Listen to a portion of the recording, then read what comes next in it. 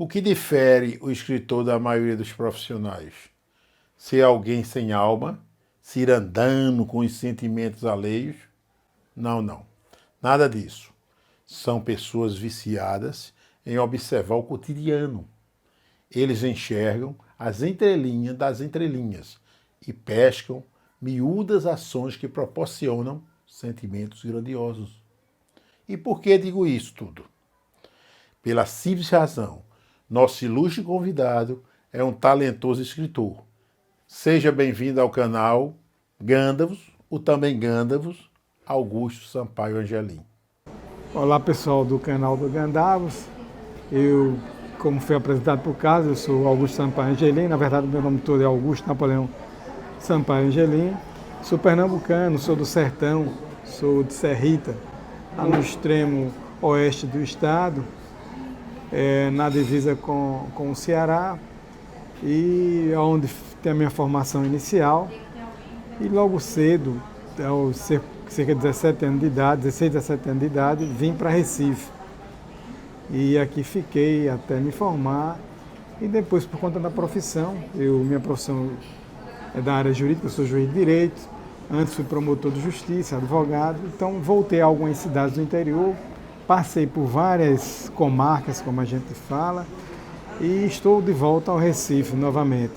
Essa é minha origem, assim, a minha origem de naturalidade. Augusto, nos conte como surgiu o gosto pela leitura. Em que momento você começou a escrever? O meu interesse pela leitura vem desde cedo. A minha casa, meu pai tinha uma pequena biblioteca, meu pai lia muito, tinha uma pequena biblioteca, e eu sempre tive acesso a livros. E isso aos 13, 14 anos, eu já estava lendo alguns clássicos, inclusive clássicos da literatura mundial. Eu devo ter lido os meus primeiros livros de Dostoiévski por volta dos 15 anos de idade e outros posteriormente. Mas isso aí sempre foi uma coisa de desenvolvimento, porque com o passar do tempo fui apurando meu gosto por uma outra vertente da literatura, por escritores regionais, escritores diferenciados. Então, desde cedo que eu me vivo entre livros. Augusto, da rejeição à admiração, fale da sua relação literária com Guimarães Rosa. Nasceu primeiro de um preconceito, porque eu vim ler Guimarães Rosa já tarde, já muito tarde, depois de ter lido todos os regionalistas, esses nossos escritores nordestinos, né? Zé Lindo Rego, Jorge Amado, Graciliano, e principalmente esses aí, e ler, lógico, nosso clássico, que Machado de Assis, a Luiz Azevedo, todos os nossos autores clássicos. E por que eu tinha um preconceito com Guimarães Rosa? Porque o nome do livro era Grande Sertão Veredas, e o cara era de Minas. Na minha ignorância, sertão, se era uma região apenas do Nordeste, mas não. Na verdade, o Brasil tem grandes sertões, né? E Minas também tem seu sertão. E o livro também era um calhamaço. Né? Então eu olhava para aquele livro, Grande Sertão, Grande Sertão, que coisa. Grande Sertão é o meu sertão sertanejo, daqui de Pernambuco, do Ceará, da Paraíba, do Rio Grande do Norte, do Piauí, que eu conheço bastante. Até que um dia eu vi uma edição bem bonita do Grande Sertão Vereda e comprei. Eu disse, eu vou dar uma olhada nesse livro. Olha, eu reli as primeiras 5 páginas umas 4, 5 vezes, porque eu me encantei para pegar, e porque eu me encantei com aquele palavreado daquele autor que escrevia criando palavras, porque ele cria palavras, a gente percebe que ele tem um falar popular, mas ao mesmo tempo a gente percebe que ele tem um domínio muito grande de línguas, e depois eu comecei a ler sobre o Guimarães Rosa. O Guimarães Rosa, eu nem sabia, era um diplomata, falava várias línguas, ele era médico, diplomata, então ele tinha o livro de Guimarães Rosa, ele tem uma preocupação estética muito grande. não é só um contador, ele é essencialmente um contador de história, mas ele é um esteta é a palavra certa, da literatura, porque não só em Grande Sertão Veredas, mas Recado do Morro, por exemplo, é um conto dele, que pode chamar como um conto, uma novela, em que se encontra, vem um pesquisador da Alemanha e se encontra com um frade lá do interior de Minas e vaqueiros e saem a andar. E aí a gente percebe que ele, na verdade, ele dá nome aos personagens, os personagens têm relação com os planetas e toda a história se desenvolve nessa questão geoespacial. Então, ele realmente planeja, é um livro que ele planeja os nomes. Em Guimarães Rosa, todos os nomes, enquanto eu escrevo, e acho que a maioria dos escritores, principalmente escritores que não profissionais, dão nomes às pessoas e aos lugares fictícios que criam, de certa forma, desavisadamente. O nome em Guimarães Rosa, cada nome de cada personagem tem uma construção literária, filosófica impressionante. Não é uma coisa à toa. Cada nome tem realmente tipo de Adorim, né? Que na verdade é o apelido de Teodora, que é o nome da personagem de Grande Sertão Veredas. Então, em Guimarães Rosa, o nome dos personagens representa quase que o destino de cada um deles. Realmente eu me impressionei com a riqueza desse autor, de como ele escreve como um engenheiro, como um arquiteto, que não é simplesmente uma pessoa que constrói um prédio, que constrói uma casa. É uma pessoa que pensa antes, eu vou utilizar esse material, esse tipo de tinta, esse tipo de madeira, esse tipo de telha, o plano vai ser esse, a metragem vai ser essa, e só depois é que ele parte, então, para organizar no texto. Guimarães Rosa, ele não escreve desavisadamente. Embora quem leia os textos dele, principalmente a Grande Sertão Veredas, pense, esse homem escreve quase como um bêbado, como um louco. Não, muito pelo contrário. Em tudo nele há método e muito método. E encanto, porque não conheço um autor que encante tanto como Guimarães Rosa. Só um outro autor que eu descobri recentemente, que também porque é um autor contemporâneo, que é Mia Couto. Mia Couto, ele é um Guimarães Rosa, ele teve até aqui no Brasil. Exatamente. Ele esteve no Brasil, eu assisti 2 palestras dele para tentar falar com ele, não consegui. Uma na Católica e outra em Vitória. Em Vitória foi até num antigo cinema, até me lembrei de você, porque toda vez que eu entro num cinema antigo, eu me lembro de você, Carlos. Eu sei de sua história. E Mia Couto, ele tem um conto dele, só com as expressões que ele usa, ele tem um conto lá e diz, que o personagem diz, quando meu pai necessitou de morrer. Ora, necessitou de morrer. Rapaz, isso tem um significado filosófico e os personagens dele têm também nomes assim que definem o destino. Eu não lembro de algum agora, mas tipo fulano de tal Boa Morte, como João Noves Fora, que era um professor de matemática, e por aí se vai. Eu até não disse, eu esqueci de dizer, eu li Grande Sertão Veredas depois de ler A Hora e a Vez de Augusto Matraga, que é dele, que é um personagem que vai se repetir nos outros livros dele, eu percebo, né? E a descrição, porque Guimarães Rosa ele é um autor bastante descritivo, porque por isso que eu fiz aquela viagem literária, que eu andei naqueles sertões, eu andei a pé, naquelas veredas lá, senti o calor dos lugares que eram quentes, a umidade dos lugares que eram... Eu peguei nas águas dos rios que cortam Minas, o noroeste de Minas, que é onde a obra de Grande Sertão Veredas montada. E eu terminei aqui esquecendo do fio da meada do que eu dizia. Mas é isso. O Guimarães Rosa consegue ser descritivo e, ao mesmo tempo, um autor de certa densidade psicológica, filosófica, até nos livros dele. Ô, Angelino, mas tem um porém. Ele não é um autor fácil. Não, de jeito nenhum. E isso, de certa forma, não deixa a leitura dele muito erudita. Mas tem muito mito nessa questão. Não, mas não ele é. cria várias Não, línguas. tá. Mas são palavras que... Mas ele usa muitas palavras também do exterior. Ele não nem que ele é portuguesa, porque Guimarães Rosa tem quase uma língua própria.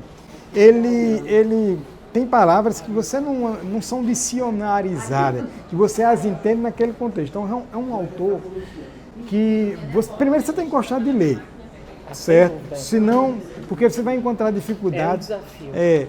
Ele fala no Urubuquaquá. O que diabos é o Urubuquaquá? O Urubuquaquá seria Casa dos Urubus, Toca dos Urubus. Tem muita coisa assim que você... Lógico que ele fala da fauna e da flora brasileira, né, mineira, daquele nortão de Minas ali. E a gente vai encontrar muita coisa que nós conhecemos. Mas outras você vai ter que tentar contextualizar para entender. Então é um autor difícil. Mas é um autor difícil que foi traduzido em várias línguas e em todas essas línguas obteve sucesso. Mas você tem que gostar de ler. Não tem aquele livrinho na década de 80 que a gente lia para gostar de ler, né? Para ensinar a meninada a gostar de literatura, que era o Rubem Braga, Machado de Assis, a Luiz Azevedo, tal.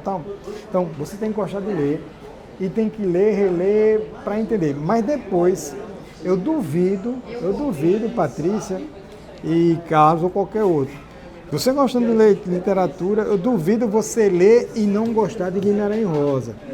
Se você insistir. Você passar das 10 páginas, você está contaminado. Você vai gostar até o fim, vai ficar viciado na literatura dele. É um portento. Mas um autor famoso, clássico, não lembro nacional, acho que é americano, Tolkien. Não sei se Tolkien é americano, inglês. Inglês. Ele criou uma língua para escrever Senhor dos Anéis. Exatamente. Entendeu? Ele criou George Martin fez isso agora com Game of Thrones, Guerra dos Tronos. Ele criou uma língua também. Exato.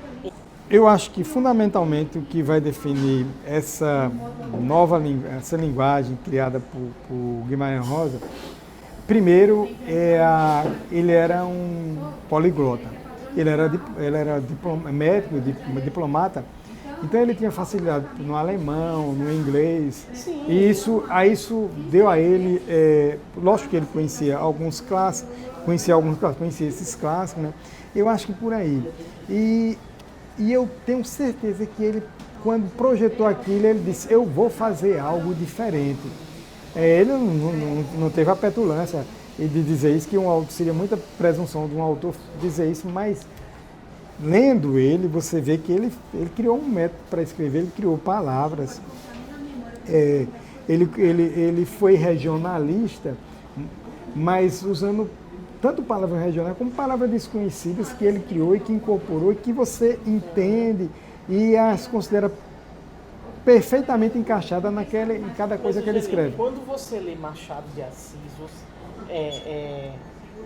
Machado de Assis, a Luiz Azevedo, eles não são autores difíceis. Não, de jeito nenhum. Tanto que se tornam autores preferidos de adolescentes. Você vê adolescentes dizendo, eu adoro Machado de Assis. Mas só quem gosta de Guimarães é como você falou. Alguém que já tem uma certa, gosta de ler, claro. E você precisa de uma experiência, uma bagagem literária para você ir. Concordo. Entendeu? Concordo. Você não vai ver um menino de 20 anos, vou ler Guimarães. Desiste. Não, porque você pega, e principalmente porque a literatura de Machado de Assis, ela é macia. Ela é... Ele é extremamente irônico. Eu tô assim, mas ela é macia porque ele escreve, Machado de Assis realmente é muito clássico, e ele escreve sobre o cotidiano naquela época que ainda hoje é a questão do amor, da traição, da insegurança e tal. Sempre isso houve e vai haver na sociedade. E a ironia, mas é um autor que não usa palavras desconhecidas, que não usa conceitos desconhecidos. Tudo que Machado de Assis escreve, todas as palavras são conhecidas do leitor médio, do adolescente, inclusive. Como Guimarães Rosa não... Guimarães Rosa exige um esforço. Agora eu lhe digo, esse esforço é recompensado, porque depois que o leitor passa de 10, 15 páginas, aí ele se torna um aficionado de Guimarães Rosa. De Guimarães Rosa a Augusto Sampaio Angelim. Você é um daqueles escritores que falei de início. Alguém viciado em observar o cotidiano.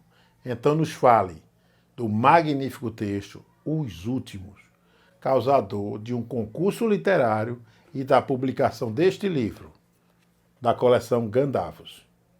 Aquele texto ele não se explica por si só, né? Aquele texto tem uma explicação com nossa própria história. Porque, como eu lhe disse, eu a vida toda percorri esses dois pontos, Serrita, Recife. Não é? Serrita, Recife. Porque nasci lá e Recife é a cidade, é a capital, é a metrópole, era para onde a gente tem que vir estudar e tudo. Mas, eu digo até, talvez um outro fator. Quando eu nasci, a minha mãe disse que pegou o meu umbigo e trouxe e jogou na praia da Boa Viagem, certo? E talvez tenha feito um liame entre mim e Recife Grande, mas o fato é que eu, estudante, tinha que vir para lá e para cá, e eu lembro da BR-232, que é a BR que sai de Recife até próximo de Serrita, ela sendo construída parte dela, eu viajando, aquelas viagens longas, a distância é a mesma, mas o tempo é bem mais curto hoje. Hoje as viagens iniciais eram um carro particular, depois surgiu a Progresso, a Leão do Norte, uma empresa que teve em Serrita de ônibus, mas depois fechou. E a Progresso a gente ia para Salgueiro para pegar um carro, viajava no ônibus a noite toda para descer aqui na antiga rodoviária do Recife, que hoje é onde que tem aquelas torres gêmeas, Cai Santa Rita. E depois a rodoviária é TIP, né? Mas hoje os ônibus são expressos, são ônibus leito, as viagens são mais rápidas, mas enfim, viajando para lá e para cá. E, algumas vezes que eu passei por Custódia durante o dia, não é, observei sempre aquele povoado meio esquecido, não é? Porque cada cidade, para a gente que viajava muito, principalmente criança gosta, que cidade é essa, que cidade é aquela, tá? E Custódia já é uma cidade, além de estar no percurso da 232, já não era uma cidadezinha tão pequena, né? Custódia estava intermediário mesmo entre Serra Talhada e Arco Verde, tanto do ponto de vista geográfico quanto do ponto de vista de importância econômica, de população, aquela coisa toda. Mas tinha o Feliciano ali no meio, que eu nem sabia o nome, mas já adulto, indo a Serrita um dia em carro particular durante a manhã e com tempo, e eu resolvi parar e andar pelo aquele casario ali. E daí me deu um start não de escrever, mas muito mais de cineasta, porque eu comecei a pensar como tinha sido aquilo ali, eu caminhando ali, como aquele povoado esquecido que certamente tinha sido habitado por gente que sofreu, gente que riu, gente que comprou, gente que vendeu, gente que morreu, e rituais daquelas pessoas que moravam ali, de festa, de enterro, de morte. Tudo isso. Comecei a pensar e deixei, bom, fui embora, o tempo foi passando e tal. Quando depois eu fui trabalhar em Sertânia como juiz, eu acumulei Betânia e tinha que passar toda semana para ir para Betânia, passar por Custódia. E aí, mais uma vez, eu comecei a pensar novamente na situação daquele povoado ali, o que tinha sido. Até que um dia eu resolvi realmente escrever aquele conto. Os personagens que tinham, inconscientemente, eu os tinha criado naquela vez que eu desci, que comecei a andar ali pela localidade de Feliciano. E lhe digo, é um dos textos que eu mais gosto. Eu acho até que dá para escrever mais do que um conto, se não um romance, pelo menos uma novela com aquilo ali. E é marcante, é tocante, porque ele é um texto não só descritivo, certo? É um texto que tem uma certa densidade psicológica, porque aqueles personagens eu os conheço, eu não os inventei simplesmente, eu os conheço, porque são pessoas que eu vi na minha infância, né? São pessoas que, lá sendo do interior, eu os vi, aquelas pessoas passaram pela minha vida. Então, tem uma carga emocional muito grande naquele texto, embora tudo realmente seja ficção.